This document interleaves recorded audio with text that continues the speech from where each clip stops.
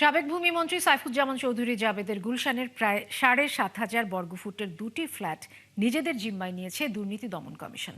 সকালে নির্বাহী ম্যাজিস্ট্রেট ও স্থানীয় পুলিশের সহায়তায় ফ্ল্যাট দুটির তালা ভেঙে ভেতরের মালামাল জব্দ করে দুদক।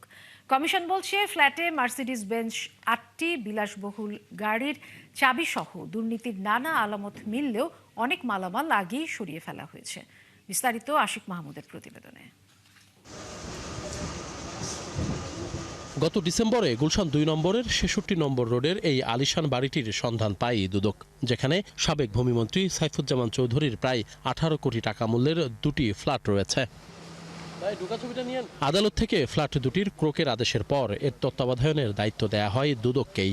এরই ধারাবাহিকতায় রোববার সকালে গুলশান পুলিশের সহায়তায় একজন নির্বাহী ম্যাজিস্ট্রেটের উপস্থিতিতে বন্ধ ফ্ল্যাটের দুইটি তালা ভেঙে ভেতরে ঢোকেন দুদক কর্মকর্তারা। ফ্ল্যাটে মার্সিডিজ বেঞ্চ সহ ৮টি বিলাসবহুল গাড়ির চাবিসহ দুর্নীতির নানা আলামত মিললেও অনেক মালামাল আগেই সরিয়ে ফেলা হয়েছে বলে ধারণা করছেন তারা। বাংলাদেশ এন্ডে আমরা ১১টা ফ্ল্যাটের তথ্য পেয়েছিলাম, যার মধ্যে দুইটা ফ্ল্যাট এখানে রয়েছে। এই দুইটা ফ্ল্যাটের একটা ফ্ল্যাটের আয়তন ৩,৭০০ স্কোয়ার ফিট করে এবং এক একটার মূল্য হচ্ছে ৯ কোটি করে, দুইটা মিলে ১৮ কোটি টাকা। বিজ্ঞ আদালতের নির্দেশে নির্বাহী ম্যাজিস্ট্রেট সহ এবং গুলশান থানার পুলিশের সহযোগিতায় আমরা এখানে এসে ফ্ল্যাটগুলোতে প্রবেশ করি এবং এখন এই মুহূর্তে ইনভেন্টরি কাজ চলতেছে। ইনভেন্টরিতে প্রাথমিকভাবে আমরা কিছু জিনিস পেয়েছি। এখানে কিছু গাড়ির চাবি পেয়েছি, আমরা ৫ থেকে ৬টা গাড়ির চাবি পেয়েছি, দামি গাড়ি মার্সিডিজ বেঞ্চ সহ। রোলেক্স ঘড়ির অনেকগুলো প্যাকেট পেয়েছি, ম্যানুয়াল পেয়েছি। এছাড়া বেশিরভাগ দামি জিনিস অবশ্য সরিয়ে ফেলেছে, তবে আমরা এখান থেকে অনেক ক্লু পাবো, তদন্তের অনেকগুলো ক্লু পাবো, যেগুলো আমরা ভবিষ্যতে আমাদের কাজে লাগবে। দুদক জানিয়েছে, সাবেক এই ভূমিমন্ত্রীর বিরুদ্ধে বিশ্বের ৯টি দেশে ১০,০০০ কোটি টাকা অর্থ পাচারের প্রমাণ মিলেছে। ইতিমধ্যে ৩০টি মামলায় ৫০০ কোটি টাকা আত্মসাতের তথ্য প্রমাণ পেয়েছে দুদক। ওনার যে কর্মচারী ছিল আরামিড গ্রুপের, সেই কর্মচারীকে মালিক সাজিয়ে ৬টা রুল নিয়েছে। উনি আবার বিভিন্ন বড় বড় শিল্প গ্রুপ থেকে ঘুষ হিসেবে টাকা নিয়েছে, যেমন থার্মেস গ্রুপ থেকে ৫২ কোটি টাকা নিয়েছে, HM শিপব্রেকিং থেকে ৫৫ কোটি নিয়েছে। এইরকম বিভিন্ন বড় বড় শিল্প গ্রুপ থেকে উনি টাকা ঘুষ হিসেবে নিয়েছে এবং তার কর্মচারীদের মালিক সাজিয়ে ব্যাংক থেকে টাকা কেড়ে নিয়েছে। আমরা ওনার বিরুদ্ধে তদন্ত শুরু করার পর থেকে পর্যন্ত 30টি মামলা করেছি, যেখানে প্রায় ৫০০ কোটি টাকার মতো ইনভলভ রয়েছে। এছাড়া আরও প্রায় ১,৫০০ কোটি টাকার মতো অনুসন্ধান চলমান রয়েছে আমাদের। ওনার আমরা এই পর্যন্ত প্রায় ১০,০০০ কোটি টাকার সম্পদ বিশ্বের ৯টি দেশে সন্ধান পেয়েছি। ওই 9টি দেশে আমরা MLR প্রেরণ করেছি সম্পদের মালিকানার তথ্য চেয়ে। ফ্ল্যাট দুটির নিয়ন্ত্রণে নেয়ার পর এর রক্ষণাবেক্ষণের দায়িত্ব থাকবে দুদকের সম্পদ ব্যবস্থাপনা বিভাগ। পরবর্তী সময়ে আদালতের নির্দেশ অনুযায়ী এই সম্পত্তির বিষয়ে পরবর্তী আইনি পদক্ষেপ নেওয়া হবে। আশিক মাহমুদ, ৭১, ঢাকা। নির্বাচন কমিশনে ২০২৫ সালের আয় ব্যয়ের হিসেব জমা দিল বিএনপি। মোট আয় ২২,৫৫,০০০ টাকা এবং ব্যয় ১৫,২৬,১০,০০০ টাকা। এ সময় বিএনপির সিনিয়র যুগ্ম মহাসচিব রুহুল কবির রিজভী জানান, নির্বাচনের শুরুতে দলের চেয়ারম্যান তারেক রহমান ৩১ দফার যে প্রতিশ্রুতি দিয়েছিলেন তা সঠিকভাবে বাস্তবায়নে কাজ করছে বিএনপি। ফারজানা আক্তারের প্রতিবেদন।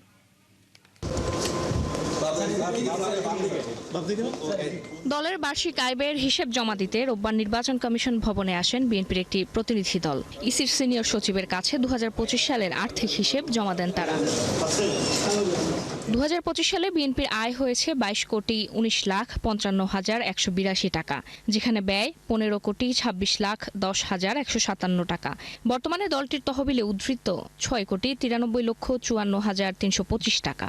নির্বাহী কমিটির চাঁদা, বই পুস্তক বিক্রয়, প্রাথমিক সদস্য ফর্ম বিক্রয়, নমিনেশন ফর্ম বিক্রয়, বিভিন্ন ব্যক্তি বা প্রতিষ্ঠান হতে অনুদান এবং ব্যাংক হতে অর্জিত সুদ ইত্যাদি মিলে এই টাকাটি হয়েছিল। দলটির মোট ব্যয় হয়েছে ১৫,২৬,১০,৮৫৭ টাকা আমরা খরচ করেছি। ব্যক্তিকে আর্থিক অনুদান, বিভিন্ন জেলায় বন্যা কবলিত এলাকায় ত্রাণ বিতরণ, পোস্টার লিফলেট ছাপানো, দলীয় প্রয়োজনে গাড়ি ক্রয়, বিভিন্ন জনসভায় খরচ। এ সময় দলের সিনিয়র যুগ্ম মহাসচিব রুহুল কবির রিজভী বলেন, নির্বাচনের শুরুতে ৩১ দফার যে প্রতিশ্রুতি দিয়েছিল বিএনপি তা বাস্তবায়ন করছে সরকার। ৩১ দফার মধ্যে নির্বাচনী ইস্তেহারের মধ্যে যে কথাগুলি বলেছেন সেগুলো ক্রমাগতভাবে বাস্তবায়ন করা হচ্ছে এবং এটার জন্য তীব্র মনিটরিং করা হচ্ছে। আমরা যারা মিনিস্ট্রি সরকার ঠিকমতো করছে কিনা সেটা দেখার জন্য আমরা যারা অ্যাডভাইজার আছি আমাদেরকেও তিনি বলেছেন যে আমরা প্রায় সময় বসি এবং সেটা নিরীক্ষণ করি। জনগণ যাতে স্বস্তি পায়, একটি নির্বাচিত সরকার, জনগণ যাকে ভোট দিয়েছে যে সরকারকে, তার তো জনকল্যাণে জনস্বার্থে অনেক পদক্ষেপ নিতে হবে। কার্যক্রম নিষিদ্ধ আওয়ামী লীগের নির্বাচনে অংশ নেওয়ার বিষয়ে তিনি বলেন, এটি আদালত ও নির্বাচন কমিশন নির্ধারণ করবে। নির্বাচন কে করবে না করবে এটা আদালতের বিষয়, এটা নির্বাচন কমিশনের বিষয়, তারা নির্ধারণ করবেন। জুলাই গণতন্ত্রকে শক্তিশালী করেছে, এটি ইতিহাসের উজ্জ্বল দৃষ্টান্ত হয়ে থাকবে বলেও মন্তব্য করেন প্রধানমন্ত্রীর এই রাজনৈতিক উপদেষ্টা। ফারজানা আক্তার, ৭১, ঢাকা। জুলাই সনদ নিয়ে বিতর্ক ও বিভ্রান্তির অবসান হওয়া দরকার বলে মনে করেন স্থানীয় সরকার মন্ত্রী মির্জা ফখরুল ইসলাম আলমগীর। তিনি বলেন, আলোচনার মাধ্যমে এর সমাধান সম্ভব, এজন্য বিরোধী দলকে এগিয়ে আসার আহ্বান জানান তিনি। সকালে রাজধানীতে এক অনুষ্ঠানে বিএনপি মহাসচিব ভবিষ্যৎ প্রজন্মের জন্য ভালো কিছু রেখে যাবার তাড়নার কথাও জানান। বিস্তারিত ফরহাদ ইবনে মালেকের প্রতিবেদনে। সন্তান এখনো রাতে ঘুমাতে পারে না, ওদের চিৎকার, ওদের আর্তনাদ যদি আপনারা একটাবারে শুনেন, ও বাবা বাবা এভাবে করে কান্না করে প্রত্যেকটা মুহূর্ত। 2 বছর পেরোলেও এই আহাজারি এখনো নতুন, বিষাদে ভরপুর। আমাদের সমাজে বাবা থাকতেই তো মেয়েরা অবহেলিত হয়ে যাচ্ছে, সেক্ষেত্রে আমাদের তো সন্তান এতিম, ওদের তো বাবা নাই। রাজধানীর ইঞ্জিনিয়ার্স ইনস্টিটিউশনে ন্যাশনাল এডিটর্স কাউন্সিলের আয়োজনে জুলাই শহীদ সাংবাদিক সম্মাননা প্রদান অনুষ্ঠানে শহীদ সাংবাদিক মেহেদী হাসানের স্ত্রী তার স্বামীর কথা বলতে গিয়ে এভাবেই আবেগপ্রবণ হয়ে পড়েন। অনুষ্ঠানে কথা বলেন বিভিন্ন পত্রিকার সাংবাদিকরাও। বলেন, শেখ হাসিনাকে স্বৈরাচার বানাবার পেছনে গণমাধ্যমের রয়েছে বড় ভূমিকা। 17 বছরের জার্নালিজমের আমলনামা নেওয়া উচিত সত্যিকার অর্থে। এটা আমাদের সামনে এগোনোর জন্য এটা দরকার। আমরা কি জার্নালিজম করছি, কি মনস্টার পয়দা করা হয়েছিল 17 বছরে। হাসিনা কিন্তু পয়দার পিছনে সাংবাদিকদেরও তো ভূমিকা আছে, সংবাদপত্রের ভূমিকা আছে, টিভি স্টেশনের ভূমিকা আছে। ফ্যাসিবাদের যে উত্থান হয়েছিল তার পেছনে মিডিয়ারও ভূমিকা ছিল। মিডিয়ার তোষামোদের কারণে ফ্যাসিবাদ এতটা ভয়ঙ্কর হয়ে উঠতে পেরেছিল। অনুষ্ঠানে স্থানীয় সরকার মন্ত্রী মির্জা ফখরুল ইসলাম আলমগীর বলেন, জুলাই গণঅভ্যুত্থান নতুন রাষ্ট্র বিনির্মাণের যে সুযোগ তৈরি করে দিয়েছে তা কাজে লাগাতে হবে। আমরা নির্বাচন হয়েছে, ফ্যাসিবাদ পালিয়েছে, নির্বাচনের মধ্যে দিয়ে আমরা একটা গণতান্ত্রিক সরকার পেয়েছি। এই সুযোগ সৃষ্টি হয়েছে নতুন করে রাষ্ট্র নির্মাণের। এই সুযোগের সদ্ব্যবহারটা আমাদেরকে করতে হবে। এ সময় জুলাই সনদ নিয়ে বিভ্রান্তি ও বিতর্কের অবসানে বিরোধী দলকে এগিয়ে আসার আহ্বানও জানান তিনি। বলেন, ভবিষ্যৎ প্রজন্মের জন্য ভালো কিছু রেখে যেতে চান তারা। কতগুলো বিষয় নিয়ে মানুষকে বিভ্রান্ত করার চেষ্টা করা হয়, তার মধ্যে একটু হচ্ছে জুলাই সনদ নিয়ে। এই বিতর্কগুলো অবসান হওয়া উচিত, আলোচনার মধ্যেই হতে পারে নিঃসন্দেহে। আমি মনে করি সংসদের সুযোগ এসছে, একটা আপনার কমিটি তৈরি করা হয়েছে। বিরোধী দলের আমার আহ্বান থাকবে যে তারা আসবেন, এই কমিটিতে যোগ দেবেন এবং সংবিধানের যে বিষয়গুলো পরিবর্তন করা দরকার সেই পরিবর্তন করার তারা সহযোগিতা করবেন। অনুষ্ঠানে 5 সাংবাদিক পরিবারকে সম্মাননা ও নগদ অর্থ দেওয়া হয় ন্যাশনাল এডিটর্স কাউন্সিলের পক্ষ থেকে। ফরহাদ ইবনে মালেক, ৭১, ঢাকা। ফ্যাসিস্ট আওয়ামী লীগ তাদের পাচার করা অর্থ দিয়ে এখন দেশ অস্থিতিশীল করার ষড়যন্ত্র করছে। আর জামায়াত ইসলামী একদিকে ঐক্য, অন্যদিকে সরকারের বিরুদ্ধে বিপ্লবের কথা বলে দ্বিচারিতা করছে। আর জাতীয় প্রেস ক্লাবে ভাসানী জনশক্তি পার্টির আলোচনা সভায় বিএনপি সহ বিভিন্ন দলের নেতারা এসব অভিযোগ করেন। শাহরিয়ার ইমতিয়াজের প্রতিবেদন। 24 জুলাই গণঅভ্যুত্থান ও ভাসানী জনশক্তি পার্টির ভূমিকা নিয়ে জাতীয় প্রেস ক্লাবে এই আলোচনা সভা। এতে অংশ নেন বিভিন্ন রাজনৈতিক দল ও জুলাই গণঅভ্যুত্থানে নেতৃত্ব দেওয়া নেতারা। তুলে ধরেন গণঅভ্যুত্থানের দুঃসহ স্মৃতি ও জুলাই সনদ বাস্তবায়নের দাবি সহ সমসাময়িক রাজনৈতিক প্রেক্ষাপট। একটা যৌক্তিক ভারসাম্যমূলক ভারত, মার্কিন যুক্তরাষ্ট্র, চীন, রাশিয়া, জাপান সহ সবার সাথে আমাদের জাতীয় স্বার্থ, জাতীয় নিরাপত্তাকে অগ্রাধিকারে রেখে একটা লজিক্যাল, রেশনাল, ভারসাম্যমূলক সম্পর্ক আমাদের লাগবে। এটা ছাড়া আমরা আমাদের অভ্যুত্থান রক্ষা করতে পারবো না, অর্জনকে রক্ষা করতে পারবো না। আজকে আওয়ামী লীগের পক্ষ থেকে আপনারা দেখবেন যে এইটাকে কতিপয় ব্যক্তি মানে যাদেরকে জামাত বলা হয়, শিবির বলা হয়, তাদেরকেই শুধুমাত্র এই আন্দোলনের ক্রেডিট দিয়ে 24কে তারা কলুষিত করার জন্য একটা চেষ্টা করছে। আলোচনায় অংশ নিয়ে বিএনপির ভাইস চেয়ারম্যান বরকতুল্লাহ বুলু বলেন, বিদেশি কিছু শক্তিকে সঙ্গে নিয়ে বিগত ফ্যাসিস্ট সরকার আবারও নতুন করে ষড়যন্ত্র করছে। এই যে ফ্যাসিস্ট ভারতে বসে যে আজকে ষড়যন্ত্র হচ্ছে 30 লক্ষ কোটি টাকা নিয়ে, তাদের অজস্র টাকা, এবং বিদেশেও তাদের অনেক বন্ধু আছে যার টাকা দিয়ে বাংলাদেশকে অস্থিতিশীল করতে চায়। দেশের স্থিতিশীলতা রক্ষায় গণঅভ্যুত্থানের সকল শক্তির ঐক্যের কোনো বিকল্প নেই বলে মনে করেন বিএনপির এই নেতা। সবাই যদি ঐক্যবদ্ধ থাকে। শাহরিয়ার ইমতিয়াজ, ৭১, ঢাকা। উত্তর ও পূর্বাঞ্চলের নদ নদীর পানি বাড়ায় দেশের বন্যা পরিস্থিতির অবনতি হচ্ছে। সিলেট ও সুনামগঞ্জের পর এবার উত্তরাঞ্চলের 5 জেলায় আকস্মিক বন্যার সতর্কতা জারি করেছে পানি উন্নয়ন বোর্ড। একই সাথে সোমেশ্বরী নদীর পানি বাড়ায় নেত্রকোনাতেও আকস্মিক প্লাবনের শঙ্কা তৈরি হয়েছে। আরও জানাচ্ছেন ইলিয়াস আকম।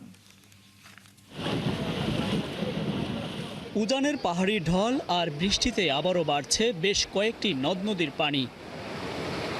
বন্যা পূর্বাভাস ও সতর্কীকরণ কেন্দ্র জানিয়েছে, দেশের আন্তর্জাতিক নদীগুলোর মধ্যে কুশিয়ারার পানি ফেঞ্জুগঞ্জ ও মারকুলি পয়েন্টে বিপদসীমার উপর দিয়ে বইছে। ফলে সিলেট ও সুনামগঞ্জের বন্যা পরিস্থিতি আগামী 72 ঘন্টায় অবনতি হতে পারে। পূর্বাঞ্চলের রেশ না কাটতে এবার নতুন দুর্যোগের মুখে উত্তরাঞ্চল।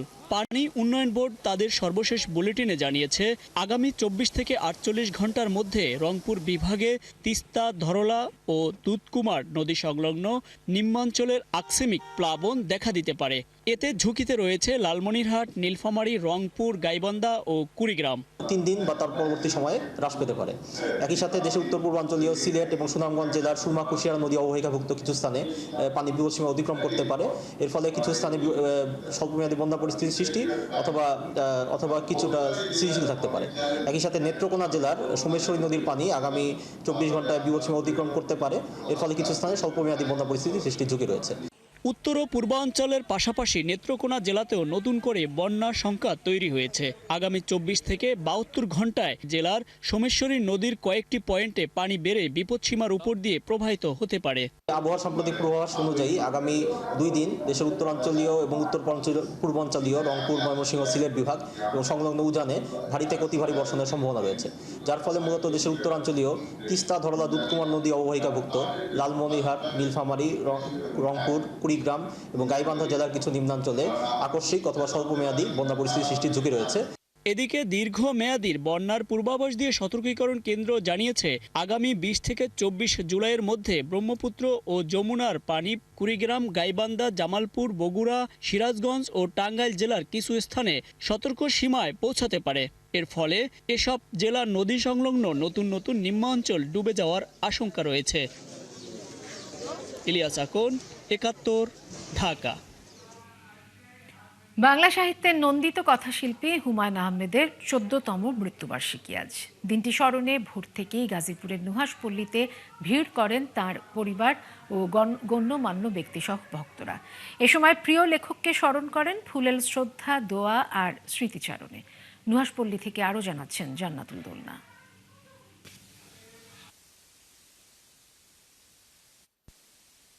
নুহাশপল্লীর সবুজ নিস্তব্ধতায় তখন ভর করেছিল ভোরের আলো।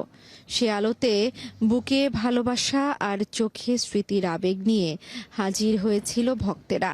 শ্বেত পাথরের সমাধি ভরে উঠেছিল ভালোবাসার টুকরো টুকরো অর্ঘ্যে। কারো হাতে ফুল, কারো হাতে প্রিয় বই, আর কারো শুধুই ভালোবাসা। দেশের বিভিন্ন প্রান্ত থেকে আসা ভক্তেরা জানালেন, প্রিয় লেখকের লেখা তাদের দিয়েছে সাহিত্যের নিপাট আনন্দ। তার নাটক মধ্যবিত্ত জীবনকে বড় করেছে বা পরিবর্তনের জন্যই কাজ করেছে। তো সেই দিকটা হিসেব করলে নিজের মধ্যে হিমুর কিছুটা চরিত্র মিল পাই। তো সেই হিসেবেই আসলে হুমায়ুন আহমেদ স্যারকে আরও বেশি ধারণ করা। দিনজুড়ে নানা আয়োজনে উপস্থিত ছিলেন পরিবারের সদস্যরা। স্ত্রী শাওন বলছিলেন, নতুন প্রজন্মের হাতে তার বই আর সৃষ্টির প্রতি মানুষের অটুট ভালোবাসাই তাকে বাঁচিয়ে রাখবে। গত 14 বছরে শুধুমাত্র আমরা নুহাশপল্লীর কর্মীরা মিলেই মানে আমাদের জন্মদিন এবং মৃত্যুদিন একদম নিয়মিত পালন করেছি। শুধু করোনার একটি বছর পালন হয়েছে, আমি এসে পৌঁছাতে পারিনি একটি মৃত্যুবার্ষিকী। এছাড়া 14 বছরের প্রতিটি সময় আমি আমার পরিবার নিয়েছিলাম, আমার সহকর্মীরা নুহাশপল্লীর সবাই মিলেছিলাম। সময়ের দূরত্ব বাড়লেও তার সৃষ্টি আজও নতুন পাঠক আর নতুন দর্শক খুঁজে পায়। তাই প্রতি বছরের মতো এবারও নুহাশপল্লী যেন আরেকবার জানিয়ে দিল একজন লেখকের জীবন থেমে যেতে পারে, কিন্তু তার গল্পের পথ চলা থামার নয়। নুহাশপল্লীর এই নীরবতা যেন আজও বহন করে হুমায়ুন আহমেদের অসংখ্য সৃষ্টির প্রতিধ্বনি। তাই তো প্রজন্ম পেরোলেও তার সৃষ্টির প্রতি তার প্রতি ভালোবাসা কমেনি এক বিন্দুও। জান্নাতুল দোলনা, 71, নুহাশপল্লী, গাজীপুর। চলছে সংবাদ সংযোগ, সরাসরি সংবাদ অনুষ্ঠান দেখতে চোখ রাখুন 71-এর ফেসবুক পেজ এবং সাবস্ক্রাইব করুন 71-এর ইউটিউব চ্যানেল। 71-এর সাথে।